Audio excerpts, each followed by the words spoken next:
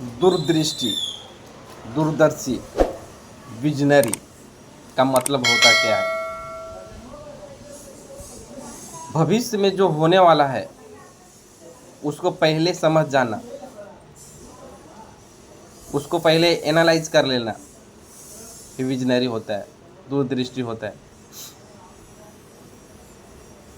Visionary, अगर आप भविष्य में क्या होने वाला है अगर आप उसको समझ जाते हैं और उसके ऊपर हम काम करना चालू कर देते हैं, तैयारी कर देते हैं, तो हम कई क्षेत्रों में बहुत आगे तक जा सकते हैं, टॉप पर जा सकते हैं। इसी की जानकारी हमारे महागुरु मुकेश कोठारी जी ने दिया है। आप देखिए वीडियो में, समझ में आ जाएगा विजनरी का मतलब क्या होता है। पूरी दुनिया में 85% डायरेक्ट सेलिंग इंडस्ट्रीज का लेडीज का कब्जा है, पूरी दुनिया में 85। और इंडिया में बिल्कुल उल्टा, इंडिया में 70% आदमियों का कब्जा है, 30% लेडीज है। क्यों? क्योंकि यहां की लेडीज को बचपन से सिखाया गया अबला नारी, तू नारी है यार, क्या करेगी। और बेचारी वो मान चुकी है कि मैं नारी हूं, मैं थोड़ी कर सकती हूं, ये तो पुरुष कर सकते हैं। और ऐसी चीजें दिमाग में फिट कर ली, इसलिए काबिलियत ज्यादा होते हुए भी रिजल्ट का। आइए वन बाय वन चीज को हम क्लियर करते हैं और हम तीनों एंगल से देखते हैं। आदमी को ये कैसे डेवलप करना पड़ता है, लेडीज में यह बाई बर्थ कैसे होती है, और जितने भी कामयाब लोगों के अंदर ये बात होती कि नहीं होती। तो जो पहला है वो है विजनरी। विजनरी का मतलब होता है भविष्य में जो होने वाला है उसको पहले देख लेना।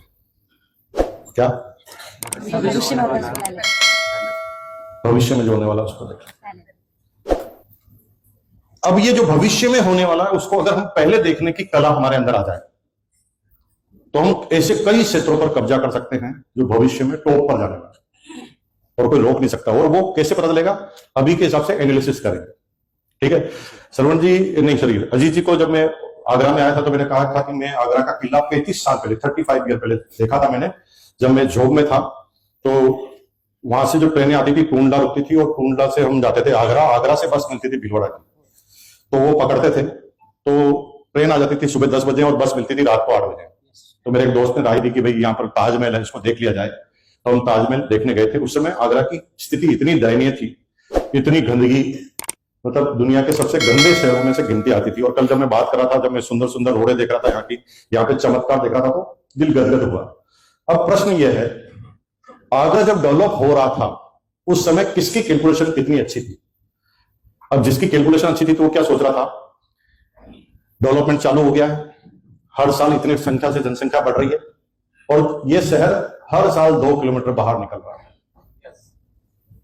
और 2 किलोमीटर बाहर हर साल निकलेगा तो ये अगले 20 सालों में 40 किलोमीटर तक फैल जाएगा। 40 किलोमीटर पहले उस समय जो जगह थी आगरा के आसपास, उसकी रेट थी 30,000 से 20,000 रुपए से 30,000 रुपए बीघा। उस जमाने की बात बता रहा हूं, 20,000 से 30,000 रुपए बीघा, वो भी रोड पर, अंदर जाए तो और सस्ता मिल जाएगा। अब जिस आदमी को पहले पता था कि उसने कैलकुलेशन की कि भाई जनसंख्या रुकेगी नहीं और प्रोग्रेस रुकेगी नहीं, और ये बढ़ती गई, तो जो मैं जमीन 40 किलोमीटर दूर ले रहा हूं वो आगरा की परिधि में आ गई। और जिस दिन परिधि बन जाएगी तो महिंद्रा की शानदार होटल खोलूंगा, है ना। ये जो होटल खुली हुई है ये शहर के बाहर ही थी उस समय एक व्यक्ति ने इन्वेस्ट किया और पैसे सबका, वो आगे गुण आएगा उसका तो पता लगेगा। उसने आने वाले वक्त को पहले पहचान लिया।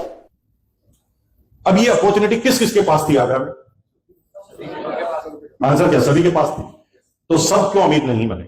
विजनरी नहीं थे। वो वर्तमान पर फोकस कर रहे थे। लीडर विजनरी पे, विजन पर फोकस करता है, वर्तमान में जीता है, फोकस किस पे करता है? भविष्य। आम आदमी क्या करता है? वर्तमान में जीता है और वर्तमान में ही फोकस करता है।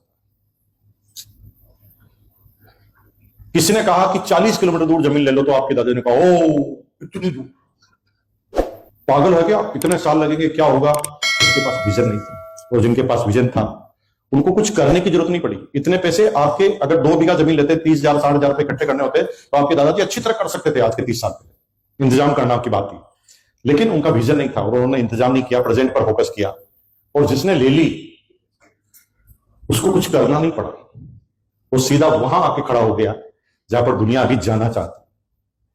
It is vision. अब डायरेक्ट सेलिंग जब हम चालू करेंगे तो एक तो होता है वर्तमान का कमीशन, 500 आ रहा कि 1000 आ रहा कि 15,000 आ रहा है। एक होता है कि भविष्य की जिंदगी। हमारी अपलाइन ने हमें वर्तमान पर कभी फोकस ही नहीं किया। उसने कहा ये तो प्रोसेस है, ये तो चलते रहना, भविष्य में कहां जाने वाले हो। तो मैं बातें करता था बड़ी बड़ी, मैं ऑफलाइन से ट्रेनिंग लेकर आता था और ट्रेनिंग की प्रैक्टिस घर पर करता था, और वो भी बीवी के सामने। तो एक दिन मीटिंग से आया, नौकरी करता था उस समय फुल चार्ज, और इवनिंग में खाना खा के हम घूम रहे थे तो बीवी ने कहा कि ये जो बंगला देख रहे हो ना, ऐसा बंगला चाहिए, बना पाओगे जिंदगी में कभी? तो मैंने कहा इतना तो मेरा बाथरूम होगा। क्या होगा बाथरूम? अब मैंने बोल दिया, ये मैंने सोच के नहीं बोला, पता नहीं कैसे निकला, हो सकता शायद मैं मजाक वजाक करने के मूड में होऊंगा बीवी से, और बीवी को कोई जवाब देना होगा, तो मैंने बोल दिया। लेकिन जब हम बोलते हैं ना तो सरस्वती विराजमान होती है हमारी जबान पर, है ना। और जब हम बोलते हैं तो कायनात काम करना चालू करते हैं, कायनात, फिर भगवान, फिर दिमाग, और फिर वो काम होते हुए नजर आता है। दुनिया में उन्हीं लोगों का तो नाम आपको याद है